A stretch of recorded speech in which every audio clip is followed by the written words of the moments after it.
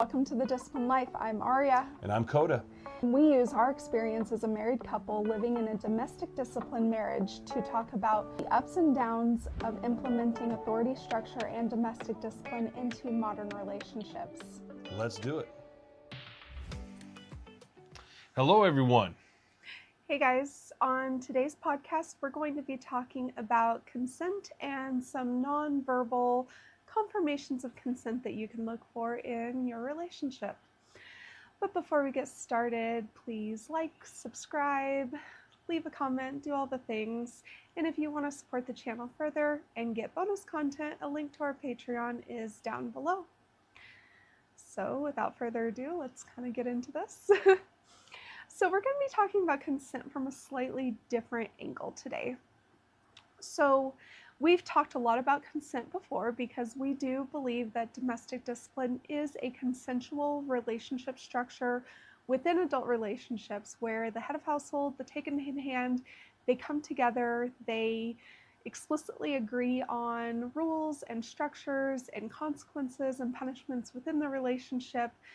Because domestic discipline is used in ongoing long-term relationships, sometimes having explicit or spoken consent on an ongoing basis isn't necessary or preferred or even desirable to some couples. And we definitely feel like that fits us. We don't really like having that very explicit expression of consent all the time. So it feels redundant or unnecessary to us to have that verbal consent continually. However, we do still suggest having regular check-ins. Yes, and as Arya was just saying, one of the things you want to really be careful of is that redundancy. You really want to try to get this thing to the point where simple looks or even if you do have to talk, it doesn't have to all be body language. But even if you do have to talk, you've gotten things down to simple phrases or simple things that you can say so where your partner already knows, oh, he said this, she said this, I know exactly where we are in the certain part of our relationship. Right, and so when you're first starting, those formal check-ins are going to be more frequent.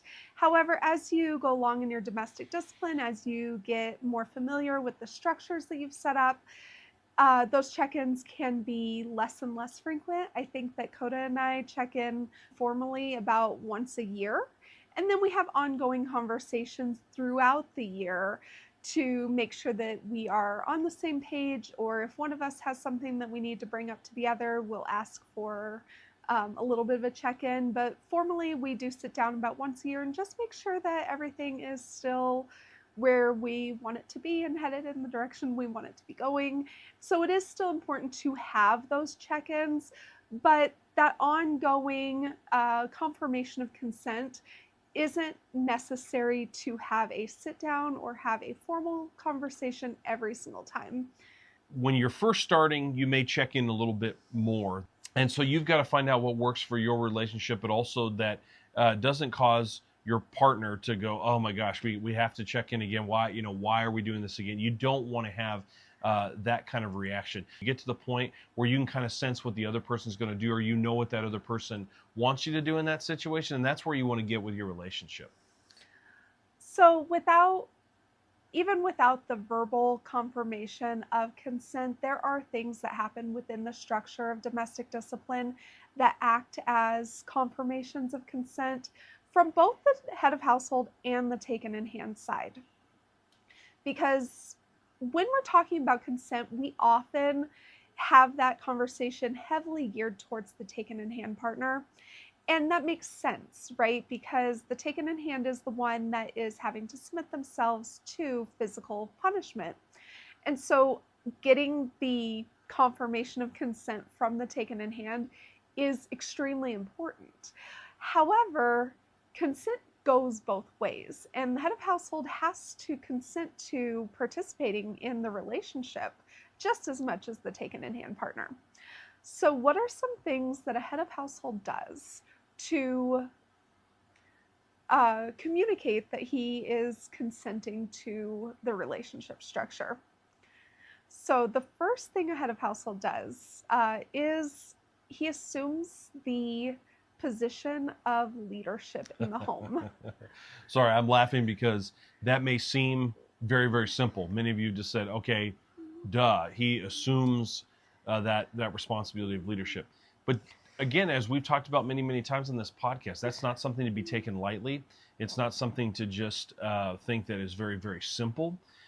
Before we decided to do this, I thought long and hard about the responsibility that it was going to take, the both physical, mental, emotional take that it was potentially going to do to myself, but also in our relationship. And so don't take that lightly. That's a very, very important thing that you really want to take time and mull over before you say, yes, we're going to jump into this thing.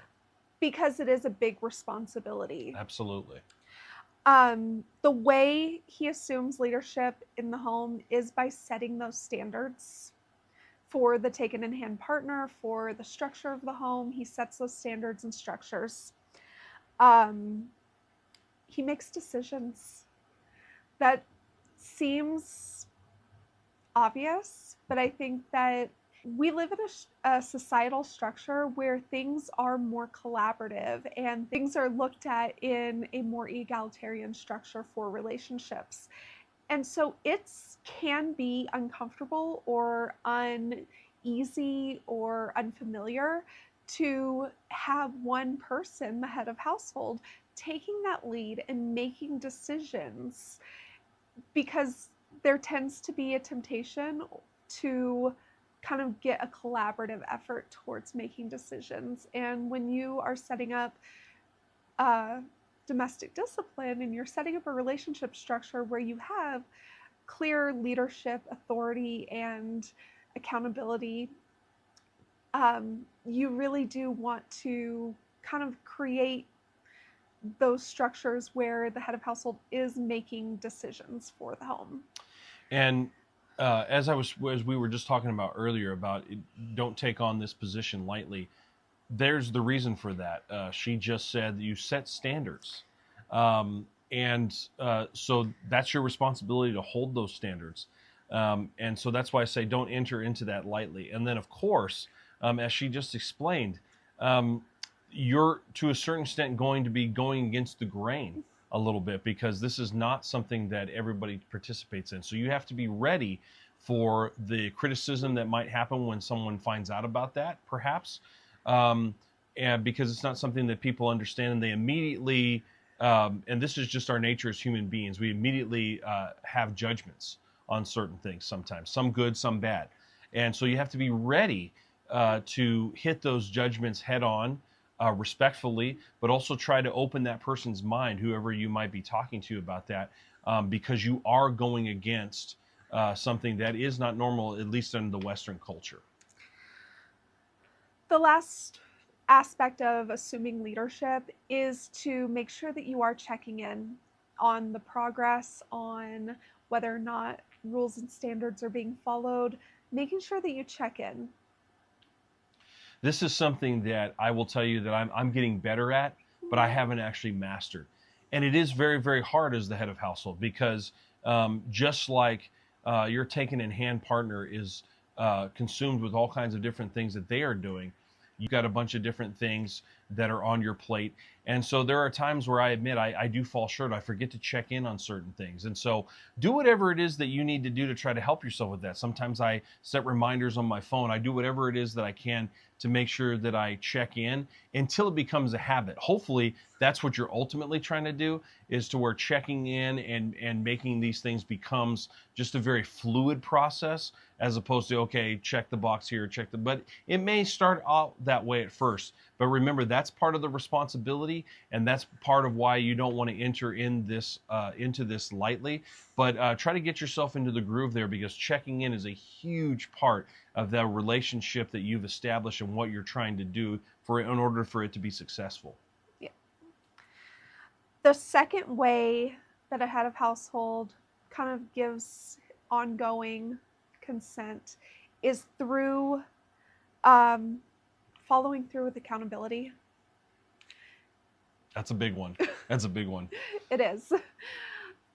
In terms of accountability, and that's a word that I'll admit, even I don't like to go, oh no, accountability, because again, this is something that goes along with checking in.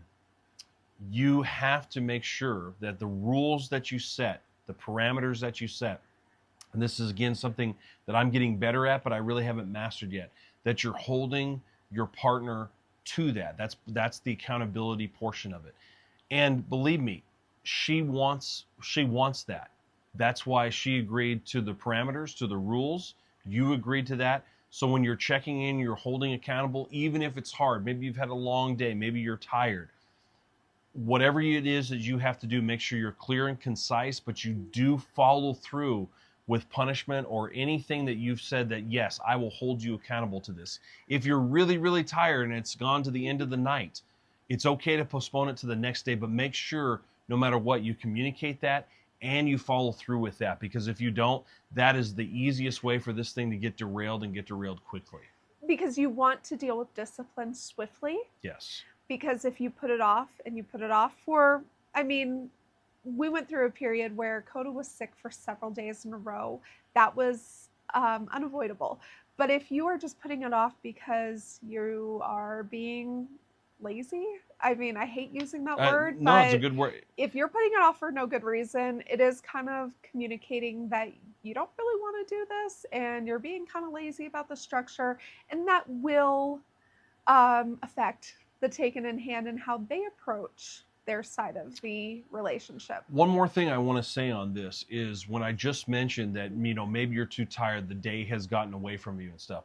Make sure though, as tired as you are, and maybe the day has gotten away, but you still have a little bit of time to really evaluate where you're probably going to be the next day. Because if you think the next day that you possibly can't follow through with a punishment, for example, because you're even going to be more tired or more time is going to expire, it's hard, but go ahead and suck it up then.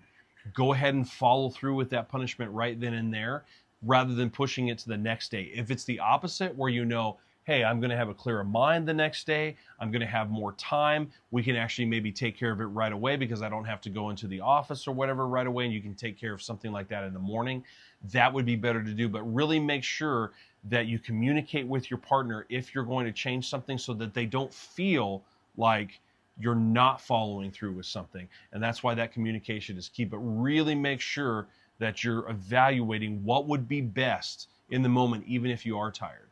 Now, accountability is a double-edged sword. So there is obviously the punishment aspect and dealing with consequences, but there's also making sure that you are balancing that out with positive, like affirmations and rewards, to make sure that accountability is going both ways. So if she's doing well, it is a good idea to acknowledge that and affirm that so that you get more of that. Absolutely. So lastly, the head of household communicates his ongoing consent by taking responsibility for the home. Boy, that's a tough one. And you may think like we've already covered that, but really this is unique, because taking responsibility for the home is recognizing that everything that happens in the home, in the relationship, even the behavior of the taken in hand partner, is ultimately the responsibility of the head of household. We've talked many, many times on this podcast about different scenarios of responsibility that this mirrors. And taken in hands, this is not an area where you have to feel like that you are necessarily or inferior. The culture is going to tell you that you're potentially maybe being oppressed, or that somehow you're not getting a say. Remember, these are all things that you agreed to. There was mutual agreement about what was going to happen. What he is trying to do is take responsibility and following through and honoring this relationship by what you requested and by what he agreed to do. And the responsibility is hard. As we already talked about, it's hard sometimes after a long day or anything that has happened during the week to follow through with punishments, to follow through with maintenance, all of these different things. But but just like anything that we have in life, we have responsibilities. If certain things don't happen, things suffer for it. So don't look at your relationships head of household as any different than you would if you were to drop a project at work that wouldn't get done. You could potentially lose your job maybe, or you would have suffer consequences for that. All of those things are very, very important to this relationship as well. Your relationship is potentially going to suffer. Trust is going to be destroyed potentially, or you have to go all the way back and start at square one. So as hard as it is, yes, take responsibility, follow through with all of those things, and we harp on it over and over and over again, but communication on this. So if something needs to be tweaked so that you can take responsibility a lot easier and succeed in that, then go ahead and talk about that and do that. Because ultimately, everything that is an outward expression of the home, of the relationship, the behavior of the taken in hand partner, that is a reflection of his leadership. And yes, taken in hand partners are responsible for their own behavior. They are responsible to following the rules and following the structures, but they're responsible to the head of household. And the head of household is responsible to hold that accountability and make sure that his leadership is being honored. And so, head of households, what I want to encourage you with too is that you're going to have days where maybe you drop that responsibility. You don't mean to. The best thing you can do is go to your taken in hand, apologize for that, say, and if something maybe that you didn't mean to not follow through, you didn't mean to not be responsible in that area, the best thing you can do is say, hey, I dropped my responsibility. I didn't mean to. Something happened where I just had a moment of weakness, or I just totally glazed over it. We need to make this right though, in any way that we can, so that we can then start fresh. It's always okay to admit when you've fallen short, because I actually think that that will serve you better in the long run, as opposed to just not acknowledging that you did something wrong and trying to keep going, because it's just like when you sweep something under the rug, it just gets worse. It doesn't get better. And remember, as a head of household, you are making these decisions, you are holding accountability, you are accepting responsibility and monitoring like her behavior and understanding all of those things while honoring your taken in hand partner's needs through your leadership. This isn't just making decisions without consideration. Yes, that's exactly right. And you'll find too, taking responsibility even when you've messed up, sometimes is just as important of when you actually do follow through, because good leaders are the ones that will fall on the sword when they need to, or even if it's a moment where they need to fall on the sword, even though it wasn't their fault. That's what you do. You'll earn trust, you'll earn respect that way, and you'll be able to move forward much better. So now that we've laid it on the head of households pretty heavily, let's bring it back to the taken in hand partners. So, how does a taken in hand partner express consent through their actions and behaviors, that nonverbal consent? The first thing they do is they follow the rules. They do their best to follow the rules and structures that have been laid out by the head of household. That doesn't mean that mistakes won't be made, of course.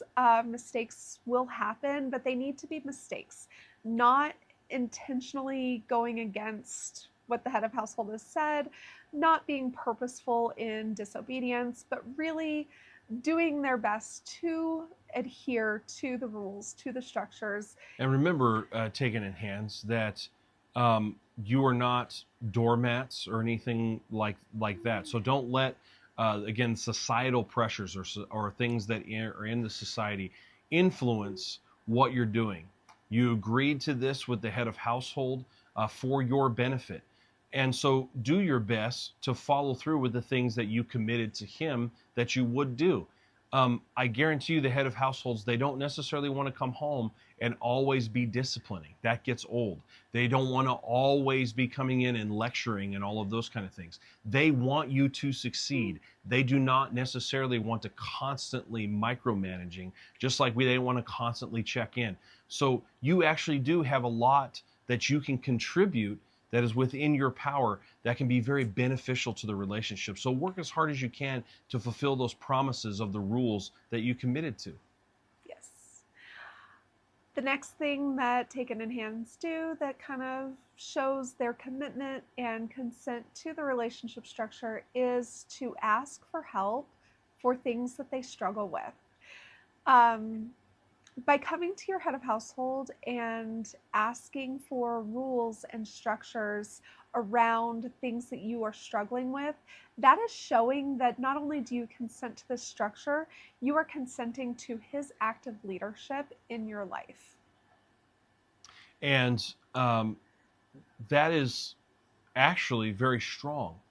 That is looked at maybe as something that is very, very weak. But if you need help, if you need the more support, whatever it is it might be, that is not a weakness. That is a very strong thing to be able to do. So be willing to put yourself out there and ask for help when you need it, because again, that's only going to benefit your relationship. It's not going to hurt it.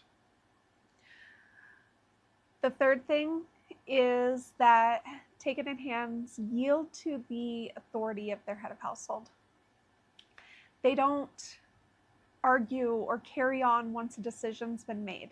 Now, that's not to say that you don't have a conversation, that you don't get to give your input. Of course you do. But once the head of household has made a decision and communicated that the decision's been made and no further discussion is going to be had, you drop it, you move on, and you adhere to that decision, you yield to that decision, and you support your head of household in that decision, whatever it is. And again, this is something that could be looked at as weakness, but it is actually a very strong thing to do, to yield to the leadership. And this wouldn't be any different than in any other situation with a job or anything else like that. But this is your relationship, so it's even more of a cherished thing. It's a more of a very beautiful, intimate thing. And there's nothing more for a head of household, and nothing better for a head of household than when his partner says, you know what, I trust you enough that I'll submit to your authority. I will do those things because I know that you have my best interests in our relationship in mind. And I guarantee you, the head of household, if he's paying attention, if he has your best interest in mind, which I believe everybody watching and listening does, that will actually make him a better head of household. And you'll see that he will actually be more tender and gentler in the ways that he needs to be in order for you to succeed, but he will also push you to the goals and help you accomplish the goals that you've set out to do in a way that you never could before, because you yielded to his leadership. The next way that a taken in hand partner will express her consent is to self-report rule violations. This can be a hard one, right? This can be a very hard one because typically self-reporting does end in some form of punishment. Unfortunately or fortunately, yes. But she understands the accountability and the structure of the relationship, and she honors that accountability structure by self-reporting rule violations, especially those rule violations that her head of household may be unaware of otherwise. She doesn't want to undermine the structure of the relationship. She doesn't want to undermine the authority of her head of household by keeping those things hidden. And again, we've talked a lot about trust in this podcast and other podcasts. This is the quickest way to build trust with your head of household, or to lose trust. If you don't self-report, you're going to lose trust. You think you're potentially maybe being micromanaged. It's even going to be more, because he's lost faith in your ability to self-report and to be honest with him. However, if you come forward, as hard as it is, to be honest and upfront, you're going to build trust, you're going to build rapport, and you may actually find even after the punishment, he's willing to maybe give you a little bit more rope, or he's willing to have more of a conversation about things that need to be tweaked in order to help you to succeed next time, as opposed to if you keep it from him.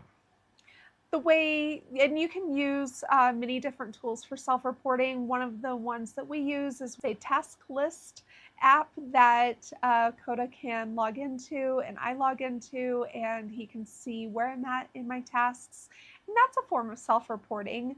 You can also journal it out or text. If that face-to-face admission Can be of intimidating. it can be intimidating. It can be Yeah. really hard to face-to-face communicate, hey, I did something that I shouldn't have done. But the most important thing is to bring it to the attention of your head of household so that you can accept accountability and so that you can honor his authority in that. And you'll actually find that if you're doing that, taking responsibility, as I said, I think your relationship actually gets better. It doesn't get worse. It's when responsibility isn't taken that is a very easy road. It's always not the most successful. This last point is probably the biggest, in my opinion, communication of consent to the relationship structure and to the physical discipline specifically. And that is, taken in hand will place themselves in position to receive punishment. This is a huge act of consent. Yes. And they will also keep themselves in position until the punishment is over, until the head of household tells them that they are allowed to get up. That's not to say that they won't move around a little bit or react to the pain, because a spanking is painful. And so there will be some reaction there, but they're not actively fighting the discipline process. They're not trying to get up or move away in a way that would disrupt the discipline process. And head of households, you need to remember that this is an opportunity as you're doing this to reiterate why they have agreed not only to this, but why this is important to the punishment process. And there have been times in the moment where even Arya has kind of expressed a protest a little bit. And I've had to say, this will all make sense when we go through to the end of the process. It may not make sense right now, but I promise you at the very, very end it will. So you need to remember what you promised, which is that you would go through this and that you would honor what we had agreed to, which is you made a violation, therefore we need to follow through with the entire punishment, and you need to do it because you promised that you would. Yes. This is part of taking the responsibility. It is, and it's part of the commitment that you make to the relationship as a taken in hand. But again, I want to reiterate, like, it doesn't mean that it won't be difficult, right? Sure, absolutely. But when your head of household calls you over to get into position, you obey that. You put yourself into position, whatever that is, for the punishment that you are doing. Now, because it can be very, very difficult to stay in position, especially when you are experiencing the pain of punishment. And so I've heard of taken in hand partners, and I myself have done this, where they will kindly and respectfully ask for their head of household to help them stay in position by putting, a hand across their back, or, just giving them some physical assistance in staying in position. And that's okay. But the point is that when you are called over to place yourself in position for punishment, you don't refuse. You don't try to run away. You don't do any of the things that would communicate a total lack of cooperation, a lack of consent, and that can not only disrupt the discipline process, but it can really undermine the entire relationship. And if that's happening regularly, you really do need to check in and evaluate, what are we doing here? And is this really something that we want to participate in? Because your behavior really isn't expressing that. And so if you really want this structure in your relationship, part of that is accepting discipline and putting yourself into that position and maintaining it to the best of your ability. When we are in our punishment process, the last phase of our punishment process is very difficult for me to maintain position. But if I break position after a painful swat with the paddle, then I will put myself back into position quickly to say, I am continuing to yield myself to this process. Well said. I really don't have anything to add. That's great. Now, Coda will sometimes, most of the time, in our lecture process, he will make me verbally admit what I've done is wrong. He will ask me, This is true. he will, reiterate what I did, and he will make me admit like that was wrong, that was against our rules or against our core pillars or against the structure of our relationship, that I made a mistake that goes against what we have agreed to. And he will tell me, he's like, because you recognize and acknowledge that your behavior was wrong in this area, you recognize that you deserve the punishment that you're getting.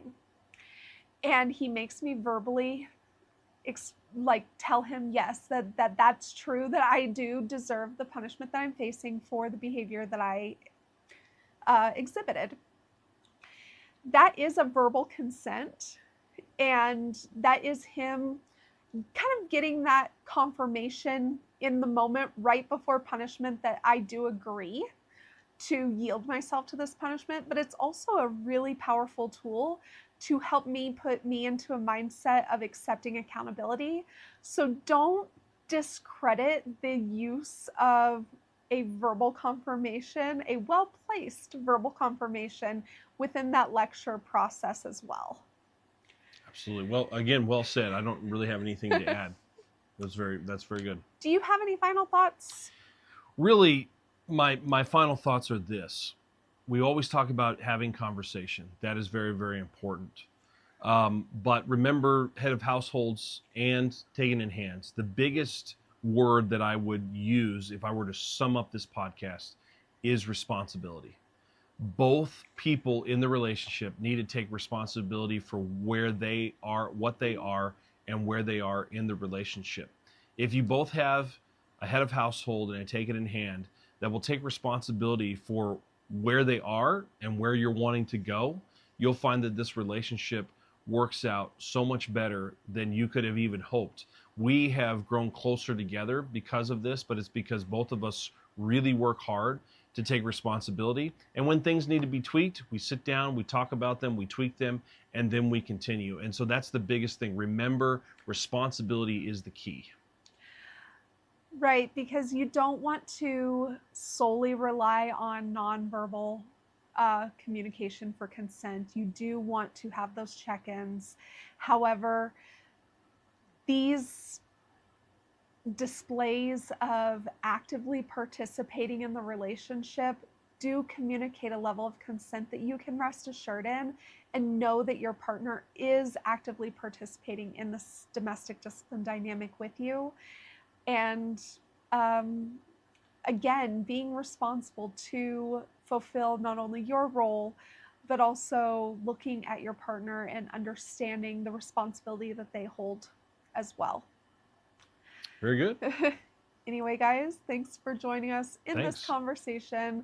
We really hope that you got something out of this. Let us know in the comments your thoughts, and we will see you next time.